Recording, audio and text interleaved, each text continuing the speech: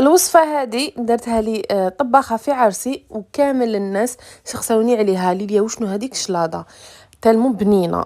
رحت سقسيتها وعطات لي لا غوسيت، وليت نطبقها دايما وخاصة في رمضان على خاطر بزاف خفيفة وبنينة خير من تاع الروز. سلطة تليتلي ولا لسان العصفور. واش نحتاجو؟ كاس تاع لسان العصفور ولا تليتلي نحطوه في ماء يغلي وشوية ملح لمدة 10 دقائق حتى يطيب لنا مليح. كي يطيب لنا نصفوه ونشلوه بالماء البارد باش يحبس الطياب ديالو، ونبداو نضيفوا له الحاجات اللي تحبوهم. انا واش خيرت؟ درت له المايز، الباتي هكا مقطع صغير صغير، درت له الطون تاع الزيت، درت له 2 حبات بيض مغليين قطعتهم هكذا، وحبه طوماطيش.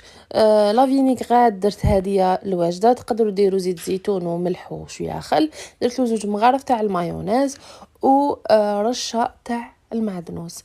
نخلوها تبرد شويه ونقدموها. صدقوني طعم خيالي، بزاف خفيفه وهايله سختو رمضان، تمشي بزاف في رمضان. قولوا لي لا تعرفوها من قبل ولا لا.